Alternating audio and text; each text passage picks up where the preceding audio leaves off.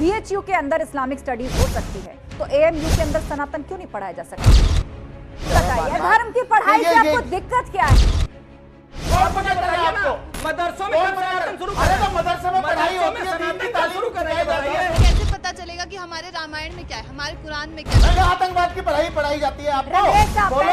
Aligarh university में पढ़ाई जा रही थी, अरे बोलो सिलेबस से हटाई गई है। तो बात की एक बात आ गई कि एएमयू में सनातन स्टडीज नहीं चलेगी।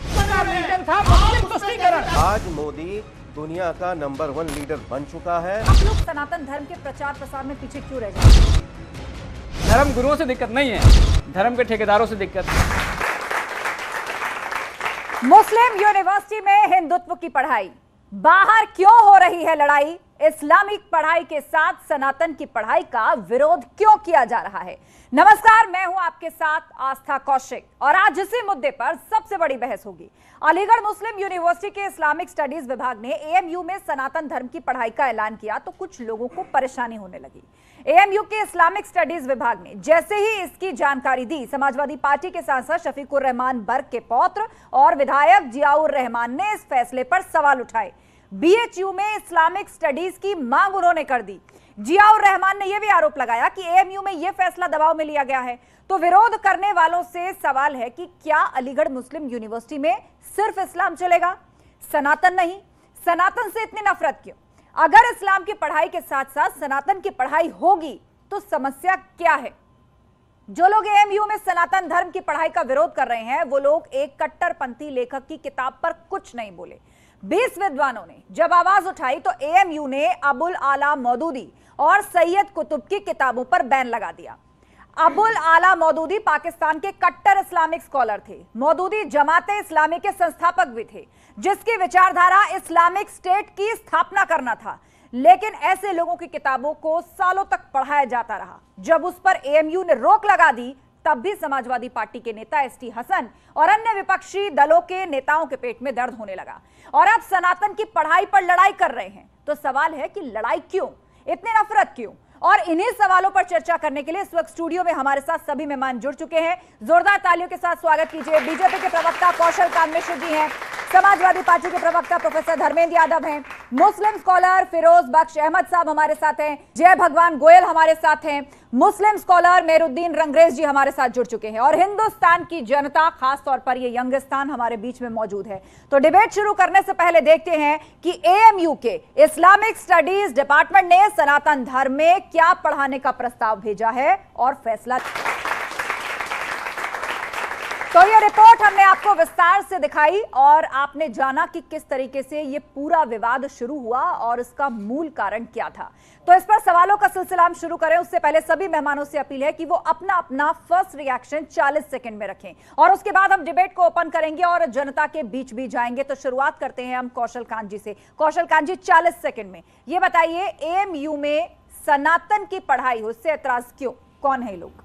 पहले तो मैं क्लियर करना चाहूँगा कि एएमयू में सिर्फ सनातन की पढ़ाई की बात नहीं की गई है, उसमें जैनिज्म, बुद्धिज़्म, क्रिश्चियनिटी, सभी धर्मों को पढ़ाने की बात की गई है।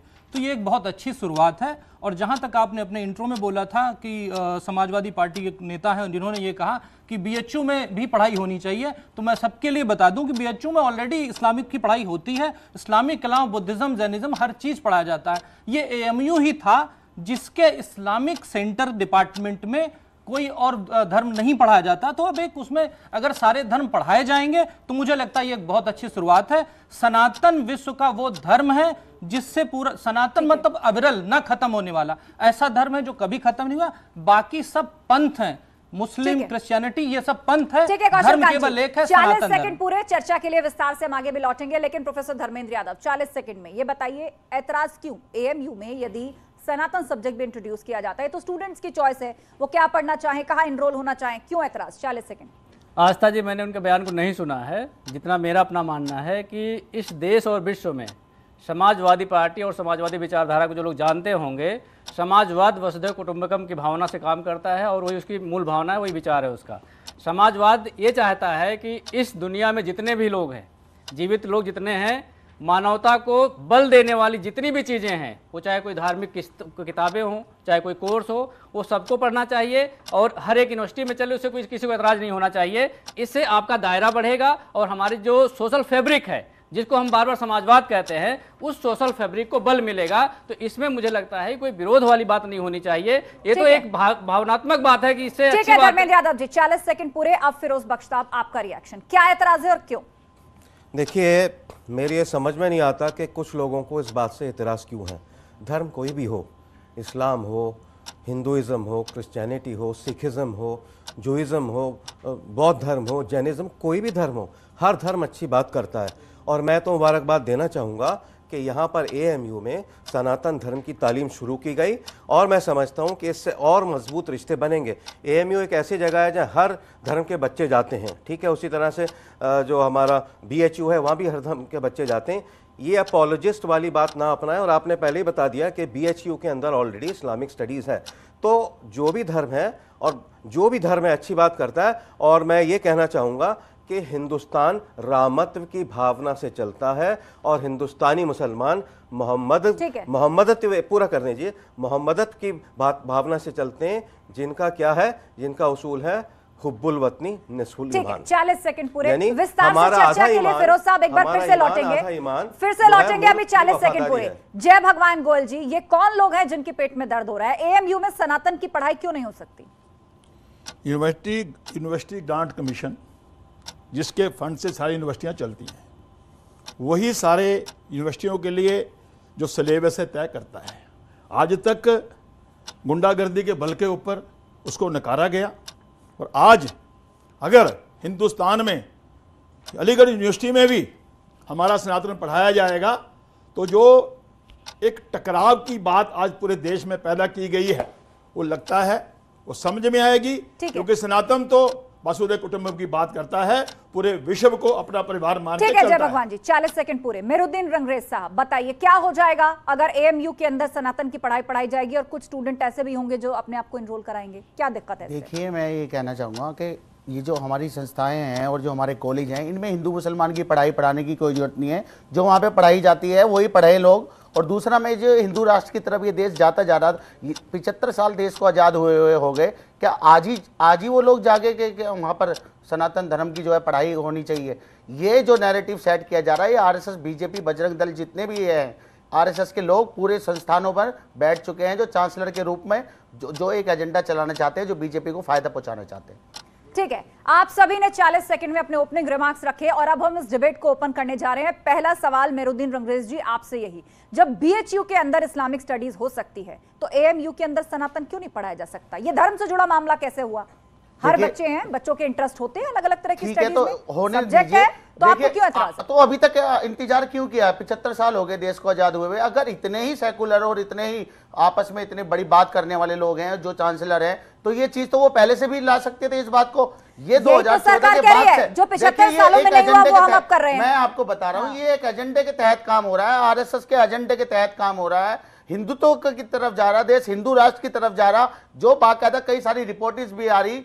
तो बच्चों को तो धर्म की राजनीति से अलग रखना चाहिए, ये जरूरी है हमारे देश के लिए। इस बात का जवाब कौशल कांत जी देंगे। मैं फिरोज जी आपके पास आऊंगी एक एक करके, क्योंकि सरकार से सवाल पूछा है। फिरोज साहब आप बहुत अच्छी बात कर रहे हैं, बहुत अच्छी बात कर रहे हैं, बहुत पॉजिटिव रिमार्क्स के साथ आपने शुरू किया। सरकार से चूंकि सवाल पूछा गया है, अगर BJP और RSS का एजेंडा है, 75 साल तक ये मामला क्यों नहीं उठा? कौशल जी, पहली चीज तो ये समझिए कि इसमें RSS BJP का कोई रोल नहीं है। वहां की एकेडमिक काउंसिल ने, चांसलर कौन है वहां के बताइए? BJP के है नहीं है, आप RSS के लोग हैं नहीं है? आप मैं इस तरह से तो आइडेंटिफाई नहीं करता ना कि कौन BJP का है कौन गिनवा दूंगा। बताइए, यहाँ पे बच्चों को देख करके शक्ल बताइए, बच्चों को अच्छी शिक्षा लेने दीजिए ना। सर रिप्लाई सुनेंगे, इन्हें अच्छी तालीम दीजिए। देखिए, ये बताइए को हिंदू मुसलमान में मत बांटिए। इसमें ये जो बात अलीगढ़ मुस्लिम यूनिवर्सिटी में, अलीगढ़ मुस्लिम यूनिवर्सिटी में जवाब पूरे की बात करते हैं, और जो मुख्यमंत्री हैं सूबे के, वो 80-20 की बात करते हैं। एक बार जवाब पूरा कर ले, उसके बाद काउंटर आर्ग्यूमेंट्स, क्योंकि और भी गेस्ट है हमारे बीच में। आपने खुद कहा, रंगरेज साहब ने खुद कहा कि किसी भी स्कूल कॉलेज में धर्म की शिक्षा नहीं होनी चाहिए, तो फिर इस्लामिक सेंटर चल क्यों रहा था? तो जब वहां पे एक धर्म की शिक्षा हो सकती है तो दूसरे की हो सकती है। और जो गलती 75 साल में सुधारी नहीं गई, अगर हम आज उसको सुधारना चाहते हैं तो मुझे नहीं लगता किसी बच्चे को, किसी स्टूडेंट को कोई डाउट है। और जहां तक रही सनातन धर्म की बात, सनातन धर्म विश्व का एक ऐसा धर्म है जो सिर्फ साइंस बेस्ड है, जहां पे हर चीज साइंस से को रिलेटेड है। बाकी सारे धर्मों में जो भी बात हुई है वो साइंस से हमेशा अपोजिशन करती है। ये सब सनातन धर्म से आया है और साइंटिफिक है।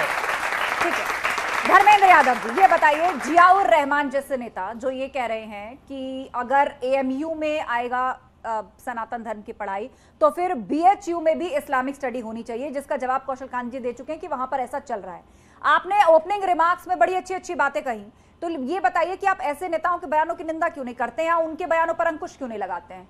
नहीं, ये अगर पार्टी ऐसा मानती है, समाजवादी पार्टी, तो ऐसे लोग तो आपको मटिया मेट करने में लगे हुए हैं।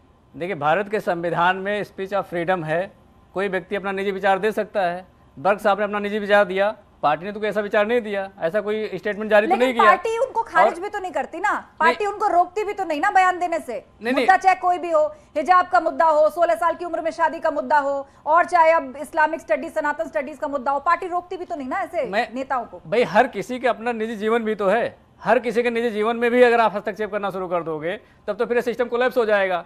ना स्टूडियो चलेगा, ना कॉलेज चलेंगे, ना स्कूल चलेंगे, ना सोसाइटी चलेगी, ना मॉल चलेगा, वहां सब अपने नियम बताना शुरू कर देंगे। एक तो पर्सनल चीज भी तो होती है, तो उन्होंने अपने पर्सनल कैपेसिटी में दिया है। अच्छा, समाजवादी पार्टी एएमयू में सनातन स्टडीज के फेवर में है कि नहीं है?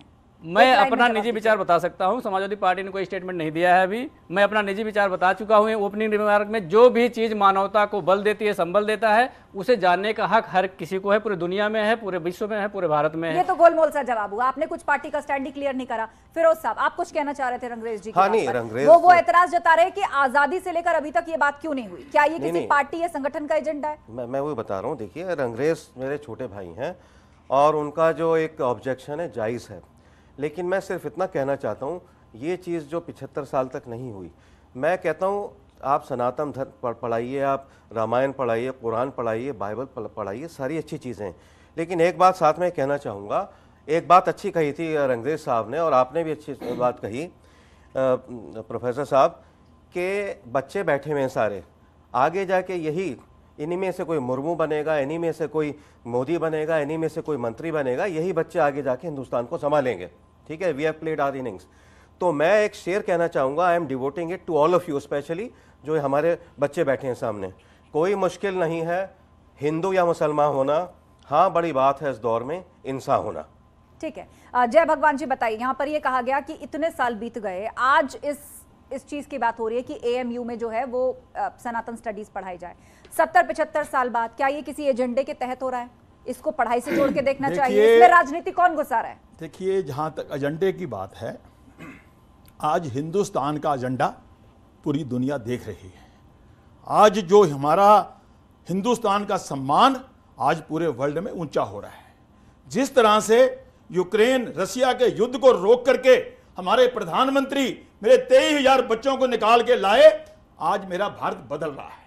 आज मेरा देश पूरी दुनिया को नेतृत्व करने जा रहा है। तो जो चीजें 75 साल में नहीं हुई अब हो रही हैं, और भी ऐसे बातें होंगी, और भी ऐसे मुद्दों का समाधान होगा जिससे हमारा देश विश्व गुरु बनेगा, और उसी को लेकर के आज जो चेंज हो रहे हैं वो होने ही चाहिए।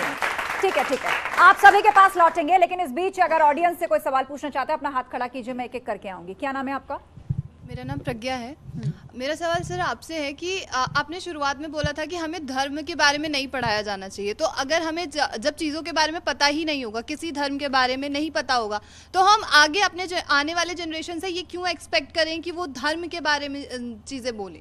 मतलब आपने ये बोला था कि नहीं पढ़ाया जाना चाहिए, तो हमें कैसे पता चलेगा कि हमारे रामायण में क्या है, हमारे कुरान में क्या है, हमारे बाइबल में क्या है? मैं ये पूछना चाहती हूँ। बताइए, जवाब दीजिए। अगर स्टडीज एज अ सब्जेक्ट होगी नहीं तो इस जनरेशन को गाइड कौन करेगा? किसी संस्थान में कोई आपके लिए मना नहीं है, आप पढ़िए, किताब पढ़िए, आप जो यहाँ पर आप जिस कॉलेज में पढ़ती हैं या जिस स्कूल में पढ़ती हैं आप वो लीजिए। मगर ये जो एजेंडा के तहत काम हो रहा है उसके लिए मैं आपको कहना चाह रहा हूं, धर्म की पढ़ाई से आपको दिक्कत क्या है? देखिए सुनिए ना, मैं बता रहा हूं, आप अपने धर्म की बात किए जा रहे हैं। यहाँ मैंने आपसे कहा अगर सनातन धर्म भी एक सब्जेक्ट के तौर पे आ जाएगा तो उससे परेशानी क्या हो जाएगी? डिमांड करेंगे बीएचयू में कि हमें यहाँ पे जो है कुरान तो कह रहे हैं, मैं कह रहा हूँ मांगिए। मैं कह रहा हूं ना बार बार, इसको इस एजेंडे से अलग रखिए भाई। ये कॉलेज और स्कूलों को अड्डा मत बनाइए।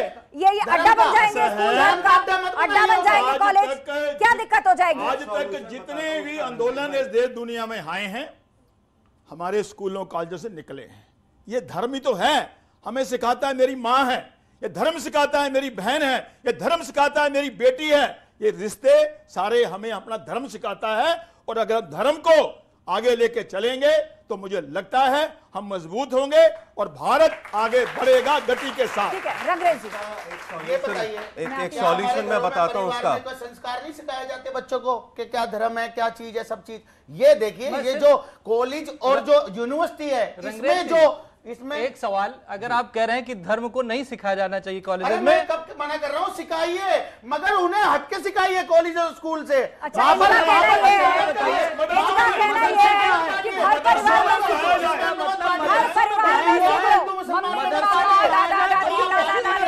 उन्हीं से धर्म की बात करिए, उसकी गूढ़ता में मत जाइए, उससे बतौर सब्जेक्ट मत पढ़िए। मदरसों में कब शुरू कर रहे हैं आप सनातन? अरे शिशु, मदरसों में कब शुरू कर रहे हैं आप सनातन? स्कूल करते हैं, मदरसों में कब शुरू? कौन मुझे बताइए ना, मदरसों में कब सनातन शुरू कर रहे हैं? अरे तो मदरसे में पढ़ाई होती है, सनातन कब शुरू कर रहे हैं बताइए। अगर आप कह रहे हैं,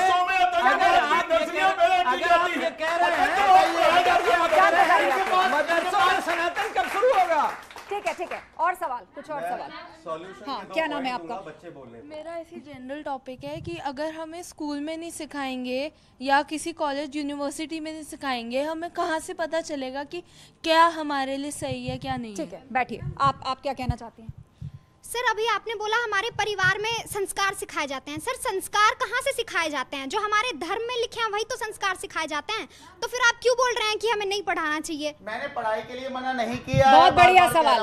मैं कह रहा हूँ आप पढ़िए, आप अपने धर्म के बारे में सारी जानकारी लीजिए, सारी किताबें पढ़िए, उसके लिए मना नहीं। अच्छा, मगर जो ये बच्चे धीरे-धीरे बड़े हो रहे हैं, संस्थान है, ये एक बात बताइए, मुसलमान मत ये करिए, बच्चे धीरे-धीरे बड़े हो रहे हैं, कहिए। किताबों की गूढ़ता समझ लेंगे, ये किताबों की गूढ़ता समझ लेंगे। ये इनके हाथ में अभी आप एक संस्कृत की पुस्तक दे दीजिए, समझ लेंगे। इनको किसी मार्गदर्शन की जरूरत नहीं होगी, किसी टीचर की जरूरत नहीं होगी। जय भगवान जी, कैसे समझेंगे किताबों की? बिल्कुल होगी। और आज अगर आप विश्व स्तर पे देखेंगे, बड़े से बड़े वैज्ञानिक आज मेरे भारत के बच्चे हैं। बड़े से बड़े की पोस्ट दुनिया के आज हमारे हिंदुस्तान के हर कोने में हमारे देश के बच्चे पढ़ के वहां पर गए हुए हैं। उन्हें यहाँ एजुकेशन दी गई, वहां शिक्षा दी गई, ज्ञान दिया गया, तब जाके आज वो आगे बढ़ के देश का नाम कर रहे हैं। ठीक है, प्रोफेसर धर्मेंद्र यादव बताइए, अगर धर्म कर्म की बातें घर से ही सीखनी है तो क्या करें? वेद पुराण उपनिषद इन सब के हाथों में थमा देने समझ में आ जाएगा, या जो जिस भी धर्म से आता है उसकी गूढ़ पुस्तक उसके हाथ में थमा दी जाए वो समझ लेगा? कोई तो टीचर, मेंटोर, गाइडर चाहिए ना। यही तो स्कूल, इंस्टीट्यूशन, यूनिवर्सिटी का काम है। सब्जेक्ट पढ़ लेंगे तो क्या पता आ जाएगी? बताइए मुझे। आस्था जी, मैंने जय भगवान जी के 2 सवाल का जवाब देने के लिए आपसे समय मांगा था। हाँ।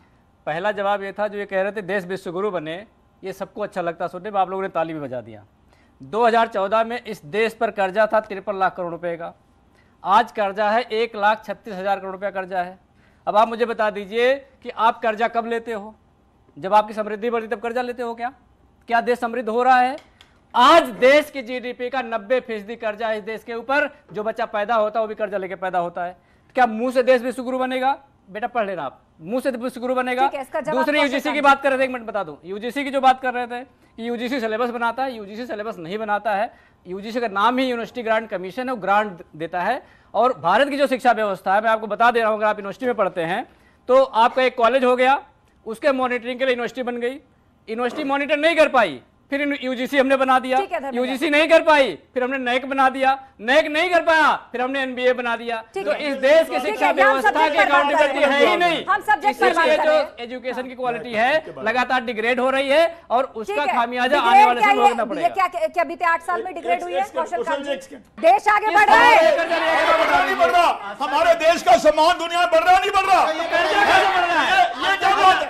सुनिए, निर्यात बढ़ रहा है, कर्जा कैसे हो रहा भाई? कर्जा घटना चाहिए ना। 1,63,000 लोग देश की नागरिकता कैसे छोड़ रहे हैं देश की? अरे भाई, हमारी 122 के अंदर 1,63,000 लोगों ने देश छोड़ दिया। 140 करोड़ की आबादी है। आप हर चीज में हिंदू मुसलमान करते रहिए, लोग देश छोड़ते जा रहे हैं। देश छोड़ने वाले के मुसलमान थे सिर्फ, आप ये कहना चाहते हैं? 1,63,000 मुसलमानों ने छोड़ दिया। सारे उद्योगपति देश छोड़ते जा रहे हैं क्योंकि यहाँ इन्वेस्टमेंट नहीं आएगा। जब हिंदू मुसलमान होगा, हर चीज में, कॉलेज में भी हिंदू मुसलमान, पार्टी में भी हिंदू मुसलमान। आप दोनों शांत हो जाइए। कौशल कांत जी जवाब दीजिए, 2-3 सवाल आ गए आपके पास। सबसे बड़ी चीज मेरे दोस्त ने जो बताई कि देश पे कर्जा है 1 लाख करोड़ का बता रहे हैं, मेरे को डेटा नहीं याद है, लेकिन मैं आपको बताना चाहता हूं मंदी किसे कहते हैं। जब कोई भी कर्जा आपकी जीडीपी के 1/3 से ज्यादा हो जाता है तब मंदी आती है। लोग जब श्रीलंका की बात कर रहे थे और हिंदुस्तान स्टेबल हो रहा है, आज के समय में पूरे विश्व में जितने भी डेवलप्ड कंट्रीज हैं, जो विश्व की ताकतें हैं, वहां का ग्रोथ रेट जो है और इंडिया का ग्रोथ रेट, वो ज्यादा इंडिया का ग्रोथ रेट है, वहां का कम है। इसके अलावा मुद्रास्फीति की जो बात करते हैं, मुद्रास्फीति जितने भी डेवलप्ड कंट्री हैं, आप लोग पढ़िएगा, खुद जाके पढ़िएगा, मेरी बात पे भरोसा मत करिएगा। हमारे देश की मुद्रास्फीति एक डिजिट में यानी 8.2 के आसपास है और बाकी सारे देश की मुद्रास्फीति 10 के ऊपर है। तो जो स्टेबिलिटी, आप लोग यहां बैठे हो, आपके घर में नहीं मालूम है, आपके घर में कार आती है तो लोन लेके आती है, घर बनता है तो लोन लेके बनता, क्यों? क्या वो आपको पीछे ले जाता? नहीं, वो आपको आगे ले जाता है। इसीलिए देश को आगे ले जाने के लिए अगर लोगों की समृद्धि के लिए कर्जा लिया जाता तो वो बेहतर है। यही वजह है कि आज ये समझिए 80 करोड़ लोगों को मुफ्त अनाज मिल रहा है, बिजली मिल रही है, खाना मिल रहा है, कोविड में कुछ और सवाल लेते हैं, मुझे लगता है आपकी बात आ रही है। कुछ और सवाल। क्या नाम है आपका? सर मेरा नाम ईशा त्यागी है। मेरा आपसे सवाल है, जैसे आपने बोला कि हर चीज़ में हिंदू मुसलमान होता है, तो जैसे PHU में भी डिफरेंट जो रिलीजन है उनकी बुक्स पढ़ाई जा रही है, तो फिर AMU में पढ़ाने में क्या दिक्कत है आपको? उसमें भी तो मॉरलिटी है उसके अंदर। धर्म दुनिया में सिर्फ एक है और वो हम ह्यूमैनिटी का है, जिसे सनातन धर्म कहते हैं, जो साइंस के बेस है। अभी आप ज्योतिष की बात कर रही थी ना, ज्योतिष पढ़ाई जानी चाहिए। आप ये सोचिए कि जो नासा की ऑब्जर्वेटरी देख के बताती है कि कब आने वाला है ग्रहण, सूर्य ग्रहण, चंद्र ग्रहण, वो हमारे गांव के पंडित के पास जाइए, वो अपनी पोथी खोल के टाइम दिन के साथ बता देता है। तो सबसे बड़ा साइंटिफिक जो धर्म है वो सनातन है और सनातन ही केवल धर्म है, बाकी सब पंथ है। और अगर सनातन स्टडीज यूनिवर्सिटी में पढ़ाई जाने की बात सामने आती है, AMU में पढ़ाई जाने की बात सामने आती है, तो इस पर ऐतराज क्यों, दिक्कतें क्यों? मुस्लिम यूनिवर्सिटी में हिंदुत्व की पढ़ाई और शुरू हुई एक बड़ी लड़ाई, लेकिन उसकी जरूरत क्या है, इसी पर हम चर्चा कर रहे हैं। क्या AMU के अंदर सनातन धर्म एज अ सब्जेक्ट नहीं पढ़ाया जा सकता? पूरी ऑडियंस हमारे साथ मौजूद है, सभी यंग बच्चे यहाँ पर हैं, अपनी अपनी राय रख रहे हैं, सवाल पूछ रहे हैं और पूरा गेस्ट पैनल भी हमारे साथ जुड़ा हुआ है। फिरोज जी, ब्रेक से पहले यहाँ पर चर्चा हो रही थी, ये सभी बच्चे यही सवाल उठा रहे थे कि हमें हमारी धार्मिक पुस्तकों और सही रास्ता दिखाने के लिए एक मार्गदर्शन की आवश्यकता होती है। यदि किसी यूनिवर्सिटी में सब्जेक्ट आ जाएगा तो उससे क्या परेशानी है? और भी तो बहुत सी यूनिवर्सिटीज हैं जहाँ इस्लामिक स्टडीज की पढ़ाई होती है। AMU में ही सनातन धर्म की होने लग जाएगी तो क्या होगा? इससे क्या किसी का धर्म खतरे में आ जाएगा? देखिए, क्या है, बच्चों ने जो बात कही बिल्कुल सही बात कही। मैं आज बच्चों के पूरे साथ हूँ कि हमें जब तक पढ़ाई नहीं जाएगी कोई चीज़। मैं भी स्कूल में था, एक मिशनरी स्कूल में पढ़ता था, हमारा 0 पीरियड होता था फर्स्ट पीरियड से पहले, उसको बोलते थे मॉरल साइंस। जो थोड़ा बहुत मैंने मॉरल सीखी है, मैं इतना तो शरीफ अच्छा आदमी नहीं हूँ, लेकिन जो भी थोड़ी मॉरल्स मेरे अंदर हैं वो स्कूल में जो मॉरल साइंस पढ़ाई गई उसी से मैंने सीखी है। नाउ हैविंग सेड दैट, दूसरी बात यह है, यहाँ पर ये इल्ज़ाम लगाया गया सरकार के ऊपर कि ये RSS का एजेंडा थोप रही है AMU पे या पूरे मुल्क पे। ऐसा हरगिज़ नहीं है। आपको याद होगा 2015 में वज़ीर आज़म मोदी ने एक सूफ़ी कॉन्फ्रेंस की थी, उसमें उन्होंने 99 नेम्स ऑफ अल्लाह लिए थे और साथ ही साथ उन्होंने ये भी कहा था, मैं हर मुस्लिम बच्चे के हाथ में, एक हाथ में कुरान और एक में कंप्यूटर देखना चाहता हूँ। दूसरी बात उन्होंने ये कही थी मोदी जी ने तमाम मुसलमानों के लिए कि मुस्लिम हमारी संतान की भांति हैं, हम उनके साथ बराबरी का सलूक करना चाहते हैं। कुछ और सवाल आप लोगों के? जी, क्या नाम है आपका? सर मेरा नाम चेतना है और मेरा सवाल आपसे है। सर आपने बोला कि सनातन धर्म को स्कूल या यूनिवर्सिटी पढ़ने जाने की ज़रूरत नहीं है, तो आप एक बात बताइए कि इस्लामिक को भी तो हम घर पे पढ़ा सकते हैं, उसे भी AMU भेजने की ज़रूरत क्या है? और दूसरा सवाल मेरा आपसे ये है, अगर आप कहते हैं कि 75 साल तक इस मुद्दे को नहीं उठाया गया, तो जब जागो तब सवेरा नहीं हो सकता है, अगले 75 साल भी सोने की ज़रूरत है। क्या इस लड़की का सवाल समझ में आया आपको? बिल्कुल समझ में आ रहा है जी इसका।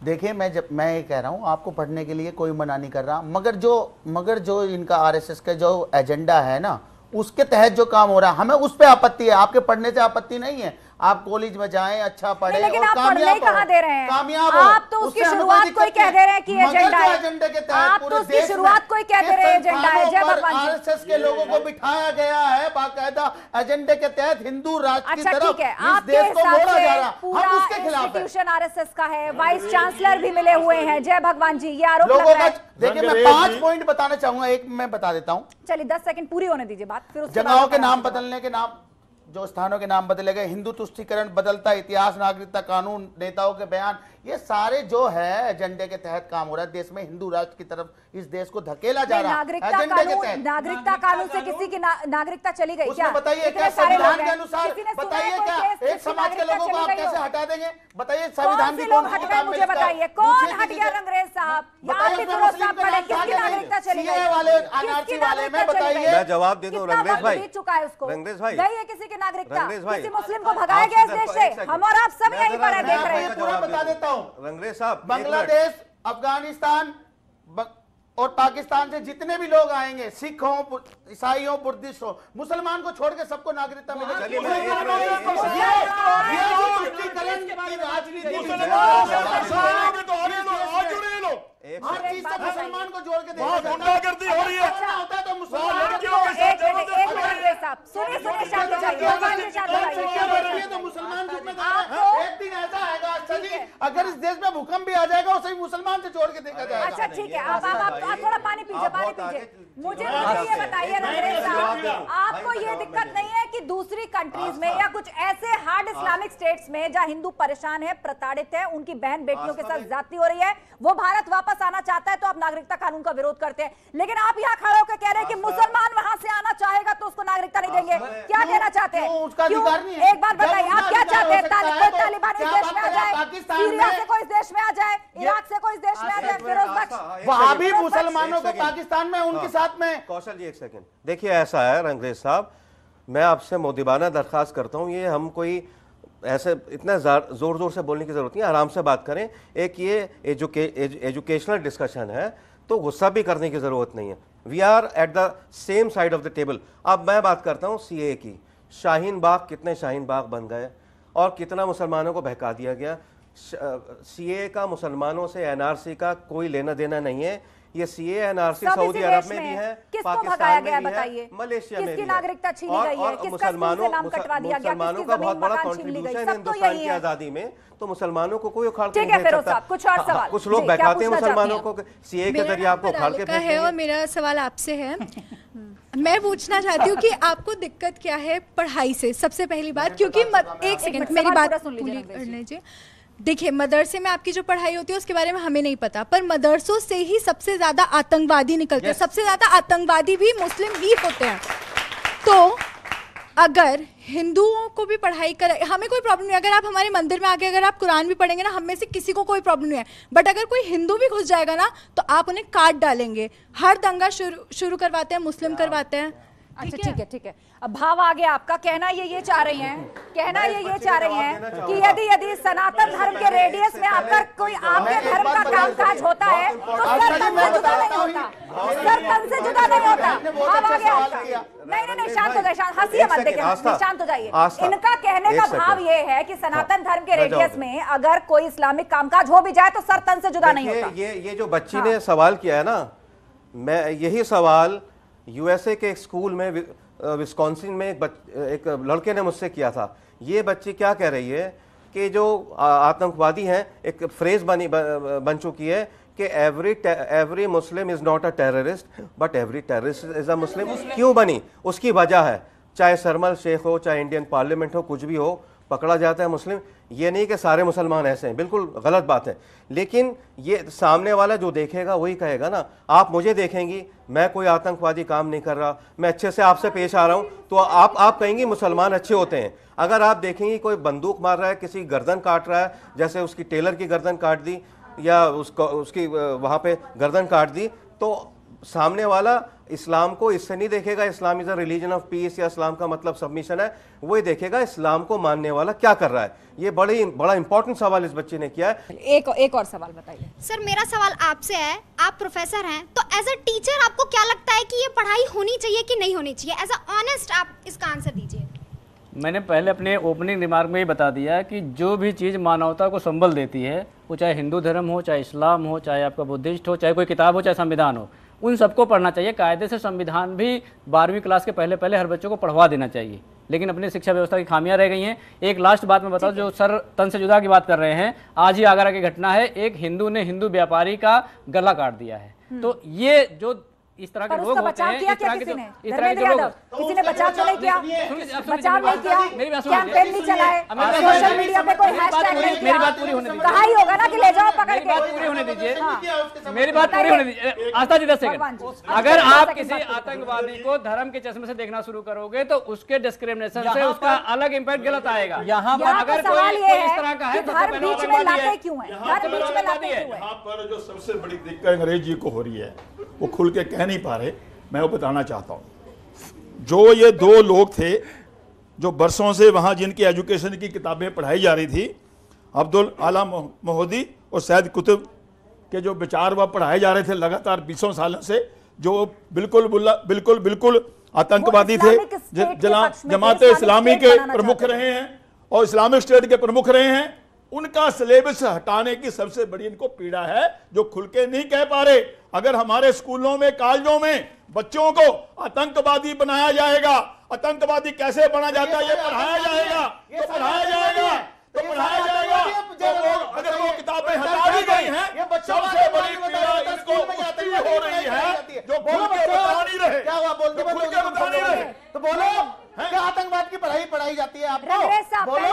अलीगढ़ यूनिवर्सिटी में पढ़ाई जा रही थी, जो सिलेबस से हटाई गई है, पढ़ाई जाती है आपको, सिखाया जाता है। मुसलमान में डिवाइड का कोई नहीं सिखाया जाता ना। यही मानसिकता है, यही मानसिकता के कारण इस देश का विभाजन की दूसरी कारण बनते जा रहे हैं। कोई विभाजन नहीं होगा। आप सिर्फ इस सवाल का जवाब दे दीजिए, ये 2 बुक्स हटा दी तो कुछ लोगों के पेट में दर्द क्यों होने लग गया? किसी को भी पेट में दर्द नहीं है, ये तो जो वहां का प्रशासन है ना, जो प्रशासन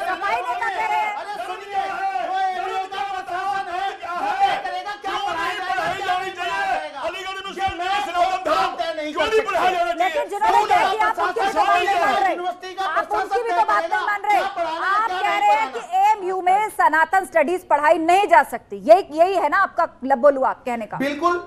क्यों नहीं पढ़ाई? अरे भाई, अरे कल दूसरे समाज के लोग कहेंगे हमें वो पढ़ा दो। अरे ये भारत विविधताओं का देश है, जिस धर्मनिरपेक्ष की बात हुई, जिस धर्मनिरपेक्ष की बात हुई, यही तो खूबसूरती है। जितने पंथ है, जितने धर्म है, सबकी अच्छी खूबसूरत और शांतिप्रिय किताबें और धर्म का रास्ता यदि बच्चों को दिखाया जाएगा तो क्या परेशानी है आपको? क्या बुद्धिस्ट स्टडीज पढ़ाई जाती है? कोई बात नहीं, अलीगढ़ यूनिवर्सिटी में अगर सनातन पढ़ाया जाता है उसकी दिक्कत है, इसी की दिक्कत है, वो खुल के मान भी लिया उन्होंने। अब शांत हो जाइए। कौशल कांत जी, 100 बात की एक बात आ गई कि एएमयू में सनातन स्टडीज नहीं चलेगी। पूरे हिंदुस्तान के हर कॉलेज में जहां भी सोशल साइंस पढ़ाई जाती है वहां सारे धर्मों की स्टडी होगी।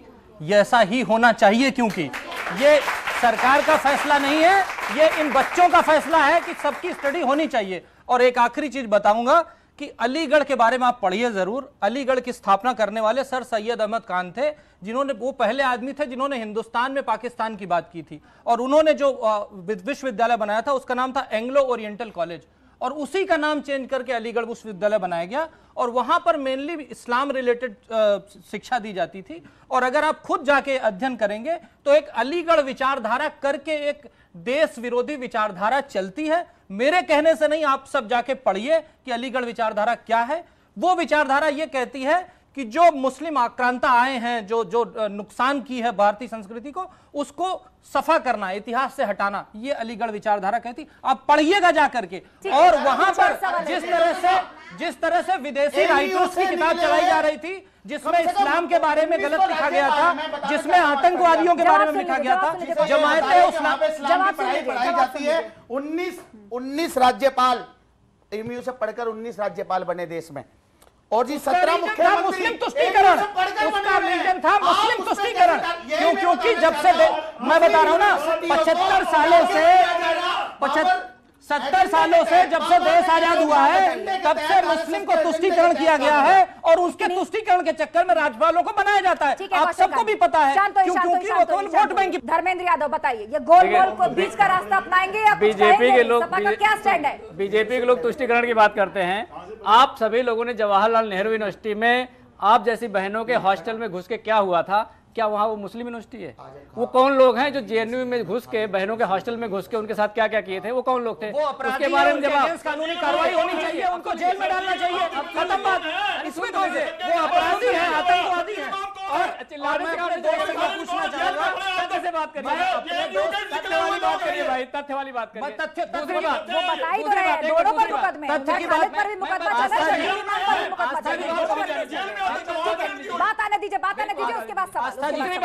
दूसरी बात जो सावरकर जी हैं, आप उनके भी इतिहास को पढ़िएगा कि अंग्रेजों के सामने माफी मांगने का जाकर पढ़िए ना जरूर, जाकर पढ़िए ना जरूर, जाकर पढ़िए ना जरूर। जब तक रहोगे मैं आप लोगों की गुलामी करूंगा। आप ये भी इतिहास में पढ़िएगा, इतिहास का जब तक दोनों पन्ना आप नहीं पढ़ोगे, दोनों आंखों से नहीं देखोगे, तब तक आपको फैक्ट पता नहीं चलेगा। राष्ट्रभक्त हो गए, अंग्रेजों से माफी मांगने वाला राष्ट्रभक्त हो गया। ये डबल पैरामीटर। बहुत एकदम टेम्परेचर हाई हो गया। फिरोज साहब, मुझे लगता है अब फिरोज साहब की बात सुननी चाहिए, जो बड़ी सकारात्मक और बड़ी शांति से अपनी बात को रखते और रखवाते हैं। फिरोज जी देखिए, यूनिवर्सिटी में बाद में आऊंगा, बात आई है सावरकर जी की। सावरकर जी का कंट्रीब्यूशन हिंदुस्तान की आज़ादी के लिए महात्मा गांधी से अगर ज़्यादा नहीं तो कम भी नहीं था, पहली चीज़। दूसरी चीज़, माफ़ी की जो बात है, सावरकर की अंग्रेज़ी बड़ी ज़बरदस्त थी और उन्होंने गांधी जी के कहने पर यह कहा था कि भाई मुझे डी कैटेगरी यानी डेंजरस कैटेगरी की बहुत से कैदी पे लगा दी गई थी, उससे हटाओ, और हमें जो हमारा कैदियों का गंदा पानी पीने को दिया जाता था, जहां वो सोते थे वहीं मलमूत्र निकालते थे, गंद में सोते थे, इस चीज़ का उन्होंने लिखा था। माफ़ी उन्होंने कहीं से कहीं नहीं मांगी। जो लोग ये कहते हैं सावरकर ने माफ़ी मांगी, वो लोग या तो सावरकर को नहीं समझ पाए, उनकी अंग्रेजी को नहीं समझ पाए। और मैं समझता हूँ इस सरकार ने अब तक सावरकर को भारत रत्न नहीं दिया। कहीं ना कहीं ये सरकार भी जो है विपक्षियों से, वामपंथियों से डरती है। अब मैं यूनिवर्सिटी की बात कह के बात को खत्म करूंगा। There should be universal education, जैसे यूनिफॉर्म सिविल कोड है ऐसे यूनिवर्सल एजुकेशन कोड होना चाहिए। और जो भी आपकी धार्मिक है पढ़ो। ठीक है धर्मेंद्र यादव जी, एक बात, मतलब आप उनकी बात का जवाब दीजिएगा, लेकिन उसके साथ मेरा सवाल भी है कि आप लोग सनातन धर्म के प्रचार प्रसार में पीछे क्यों रह जाते हैं? आपकी भी तो पार्टी है, वो भी हिंदुत्व की लाइन हमें लेती नजर आई थी, चुनाव में तो दिखी थी, तो आप क्यों पीछे रह जाते हैं? आपके भी तो नेता है, सुन लीजिए, आपके पास भी तो नेता है। मेरी बात सुन लीजिए,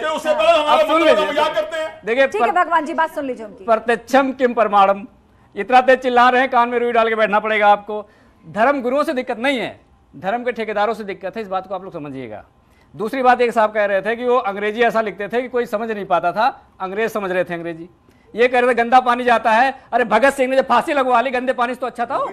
गंदे पानी से गंदे गर्दन कटवाना ज्यादा जरूरी है, गंदा पानी नहीं सह सकते आप। देश की आजादी के लिए जिसने गर्दन कटवा दी, आप गंदा पानी नजर आ रहा है, वही गुलामी है। आप समझिए।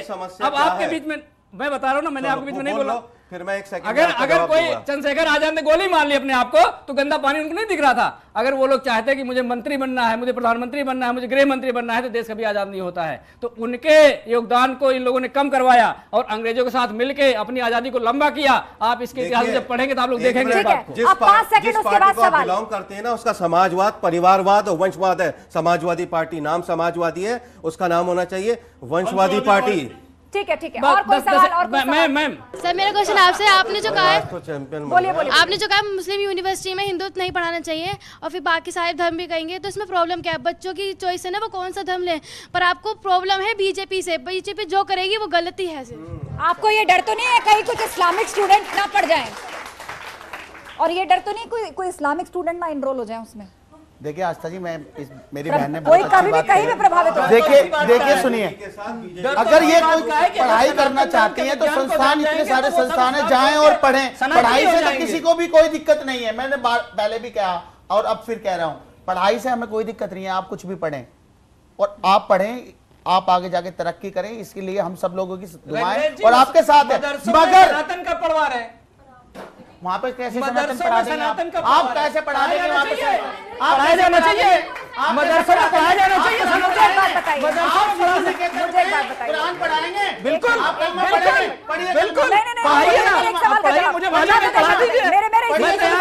इसी से जुड़ा मेरा सवाल है, शांत, इसी से जुड़ा मेरा सवाल है, जो मदरसे सरकारी फंडिंग पर चलते हैं तो मांग तो की जा सकती है ना, सजेशन तो दिया जा सकता है कि ये सब्जेक्ट भी पढ़ा के देखिए, और यही बात इन पर लागू होती है। देखिए मैं बताऊं, मदरसा और स्कूल में फर्क है। मदरसों में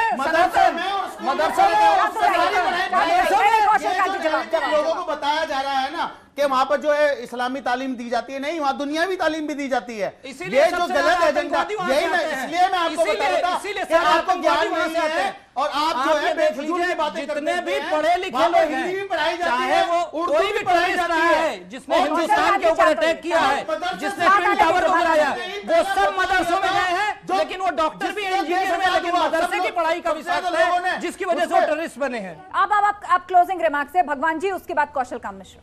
देखिए ये लोग जो सनातन धर्म से डर रहे हैं, हमारी नालंदा यूनिवर्सिटी होती थी बिहार में, जो वर्ल्ड की सबसे मानी यूनिवर्सिटी होती थी, पहली यूनिवर्सिटी, खिलजी आया था जिसने हमारी यूनिवर्सिटी को तहस नहस कर दिया था। एक बात।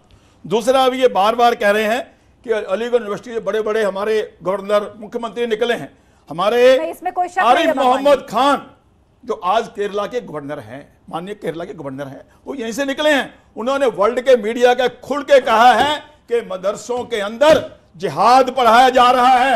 उन्होंने खुल कर कहा है कि मदरसे आतंकवाद की धमकियां हैं। बात आ गई, आपस में मत झगड़िए, डिबेट खत्म हो रही है। जल्दी से कौशल कांत जी, उसके बाद फिरोज जी और धर्मेंद्र यादव। सिर्फ सनातन की पढ़ाई के बारे में यह कहना चाहूंगा कि देता न दशमलव भारत तो यूं चांद पे जाना मुश्किल था, धरती और चांद की दूरी का अंदाजा लगाना मुश्किल था। धर्मेंद्र यादव, ये साहब वंशवाद की बात कर रहे थे, मैं बस 10 सेकंड लूंगा आप लोगों को।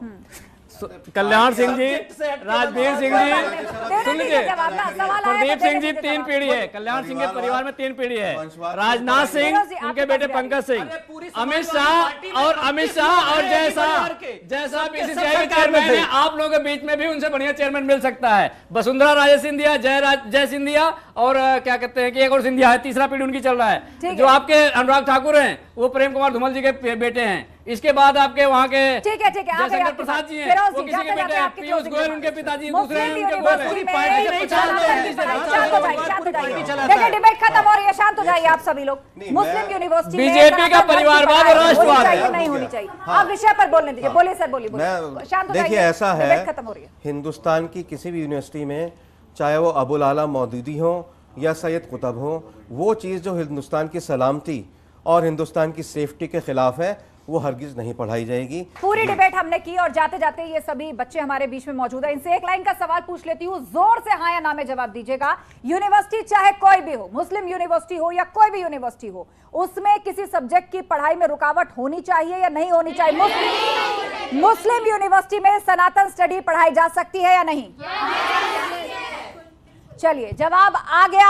और सबसे बड़ी बात यह है कि जो लोग दुहाई देते हैं कि भारत धर्मनिरपेक्ष राज्य है या फिर पंथ निरपेक्ष है या इसी के लिए चर्चित रहा है विविधताओं में एकता का देश है, तो ये विविधता में एकता तब कहां चली जाती है जब इस तरह के रिफॉर्म्स की बात होती है। क्यों इसको एक साजिश के तौर पे देखा जाता है? पढ़ाई तो किसी भी सब्जेक्ट की होती है, पढ़ना है या नहीं पढ़ना है ये स्टूडेंट पर निर्भर करता है। आप सभी पैनलिस्ट का बहुत शुक्रिया इस चर्चा में शामिल होने के लिए और शुक्रिया इस यंगस्तान का भी। तो आज की इस बड़ी चर्चा में बस इतना ही। खबरों का सिलसिला जारी है, आप जुड़े रहिए हमारे साथ। नमस्कार।